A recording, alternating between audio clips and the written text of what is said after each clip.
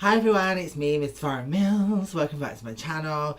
So today's topic I thought would be a good idea to talk about trans women travelling around the world on public transport and planes and going into other countries and things like that. Because, you know, I've done a lot of travelling over the years as a trans woman. My passport has been female since 2002 and my birth certificate. So I've done a lot of travelling. But at the same time, there are certain places that it's probably advisable that you don't go to just because we don't have any rights in certain countries. And I think it's always important that even if you don't agree with those facts, they are facts in those countries and you need to respect other countries' rules. So if you're going to visit their country, do you know what I mean? So, and obviously the biggest place to be careful of visiting is Dubai. Now, I've been to the airport in Dubai before. That's as close as I've got, travelling to Philippines, I think it was. And I've also spoke to a friend who has lived in Dubai for a very long time, a trans woman, and she gave me some do's and don'ts for when you go to Dubai if you're planning to go.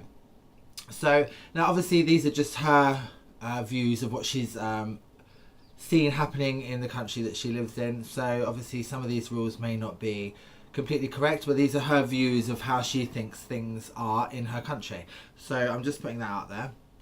And of course everyone's opinion is different and everyone's entitled to their opinion, so you know, just take it all with a pinch of salt, and it's up to you to decide your own decisions, but these are just my opinions and advice that I'm giving out. So I'm just putting that out there.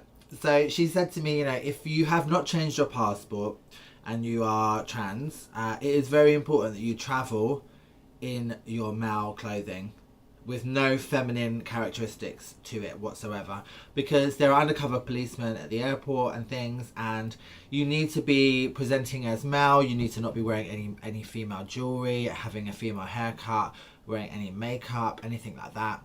And if anyone tries to befriend you at the airport, you need to keep your characteristics very masculine, and never use the female toilets if you are dressed as a male, because that is an arrestable offence. You will be arrested. So you need to keep very careful if you're travelling and your passport is not female, because they could arrest you at the airport if you have a male passport but you are presenting as female.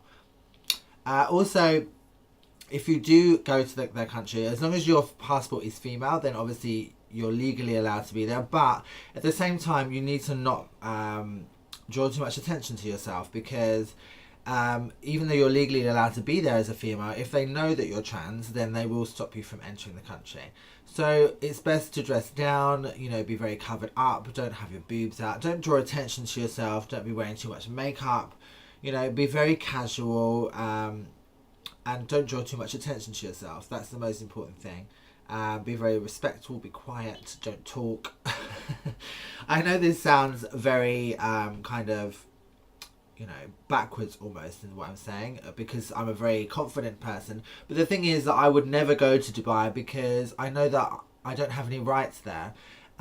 So to me, it's like a no-brainer. I wouldn't travel to a country that I don't have any rights in, because if anything were to happen, I could go to prison. I know a few trans girls who have been to prison in Dubai because they have been there working and they didn't have female passports and they got caught and they went to prison for 3 months. So you have to be very careful. And I'm not someone who wants to take chances like that. So until I'm legally allowed into Dubai, I won't be visiting. Now, I know lots of people from Dubai, and I've met a lot of men from there who said, you know, you're welcome, you should come, we love trans women, it's fine. Which is great, I love that. But for me, it's a risk I'm not prepared to take. So if you are going to travel to Dubai, then please be very careful. Another thing is, when you are there, don't go to the beach, because I've been told that people get caught on the beach a lot. Don't show any public displays of affection with anyone while you are there. If you do go out, a lot of trans women who said the easiest way to get about is to dress in traditional clothing, all completely covered up, because people are less likely to try and check on you to see who you are if they think there's a problem or anything, because they have a lot of undercover police officers everywhere in Dubai. So it's best to wear traditional clothing if you're going to be out in public. Don't show any signs of affection in a car or in a club or anything like that. It's very important to keep a very low profile as a trans woman when you're in Dubai. This is what I've been told. So if you are planning to travel to Dubai, then you need to be very careful. I've been to America, that's been fine, although I haven't been since 2008. So I don't know exactly how the rules are there now, but I would always suggest that whenever you are traveling anywhere as a trans woman, and your passport has been changed, always keep photocopies of your old passport, of your name change, and those kind of details. I know that it's annoying. I know that it can feel a bit, degrading. But it's very important to, if you're traveling anywhere that you're not sure how you're going to be taken at the airport or anything like that, always keep copies of those details, because if they do detain you or they bring you into a private room to speak to you about anything, you have all the documentation that you need to back up who you are and prove who you are.